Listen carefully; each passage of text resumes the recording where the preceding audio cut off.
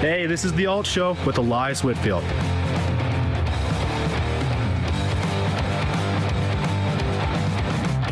So on this episode of The Alt Show, let's talk about one of the most popular songs ever released by Trent Reznor-leaded act 9 Inch Nails.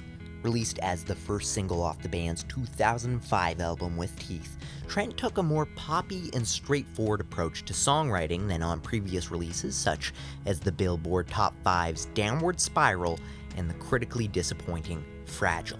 And no, before you angrily write in the comments, "Oh my god man, no, The Fragile was my favorite album, it's the best album," I'm not saying it's a bad album.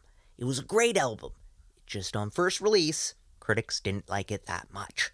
So after becoming sober and taking a hiatus, Trent returned with this ultra-hooky tune that divided fans, both new and old, with some of them saying that it wasn't like the old 9 Inch Nails that they'd come to love, and with others praising this new sober approach. Ultimately, the latter won this argument, with it being the highest charting song by 9 Inch Nails on all charts except for the US modern rock tracks, where it stayed at number 1 for 5 weeks because the single that followed only stayed at number 1 for 2 more weeks non-consecutively.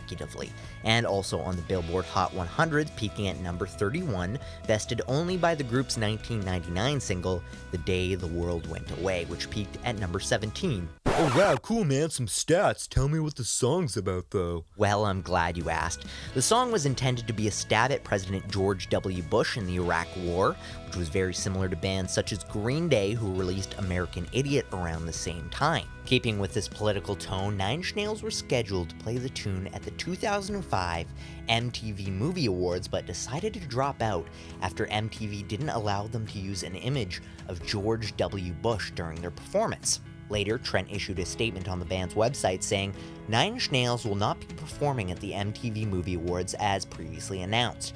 We were set to perform The Hand That Feeds with an unmolested, straightforward image of George W. Bush as the backdrop.